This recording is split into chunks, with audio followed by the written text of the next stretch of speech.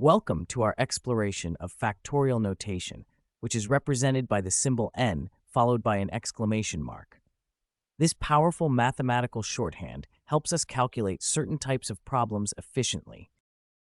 The factorial of a positive integer n is defined as the product of all positive integers less than or equal to n. So n factorial equals n multiplied by n minus 1, multiplied by n minus 2, and so on, all the way down to 1.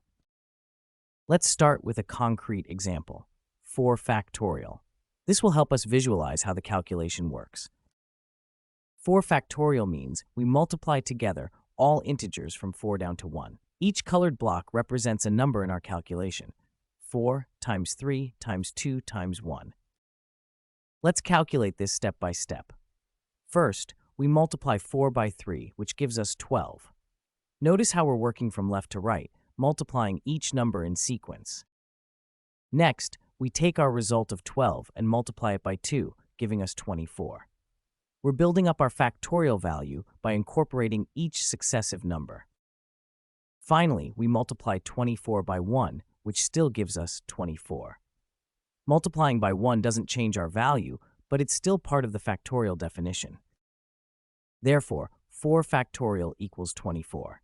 This result appears in many mathematical contexts, including combinations and permutations. Now let's move this calculation to the side and look at the pattern of smaller factorials. This will help us see how each factorial builds on the previous one. Let's examine 3 factorial. Notice how this is actually part of our 4 factorial calculation, but it stands as its own complete factorial as well. 3 factorial means we multiply 3 times 2 times 1.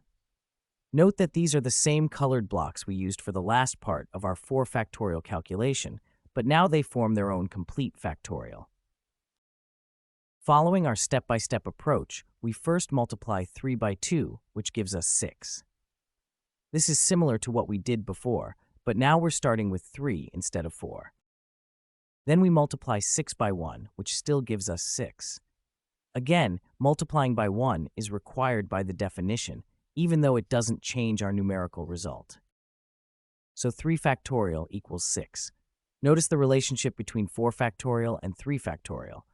4 factorial is simply 4 times 3 factorial, or 4 times 6, which gives us 24. Let's move 3 factorial to the upper right and continue observing the pattern with smaller factorials. Each factorial calculation builds on the previous one, which will become important when we consider special cases. Moving on to 2 factorial.